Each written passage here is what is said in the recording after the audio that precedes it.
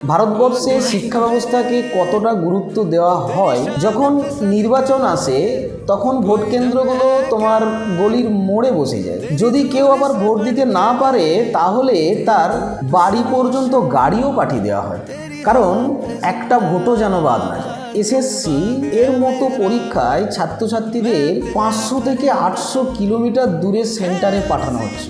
আচ্ছা, পাঠাচ্ছে না আছে কোনো বাসের ব্যবস্থা, না আছে কোনো থাকার সুবিধা, না কেউ খোঁজ নিচ্ছে। তুমি যেতে হলে যাও, না হলে মরো, ওটা তোমার ভাগ্য। আর যদি কেউ টাকা পয়সা ধার করে কষ্ট করে পরীক্ষা কেন্দ্রে পৌঁছেও যায়, তবুও নিশ্চয়তা নেই যে পরীক্ষাটা আদৌ হবে কিনা। তখন তারা অজুহাত দেবে সার্ভার ডাউন, কখনো বায়োমেট্রিক ফেল, কম্পিউটার গড়বড় করছে। তারপর আমাদের পশ্চিমবঙ্গে আজ উচ্চ মাধ্যমিকের রেজাল্ট বেরিয়েছে প্রায় 4 মাস হয়ে গেল, কিন্তু এখনও কোনো কলেজে ভর্তির কোনো খবরাখবরই নেই। এই যে 4টে মাস তাদের জীবন থেকে চলে যাচ্ছে, সেগুলোর দায় কার? কে দায় নেবে এগুলো?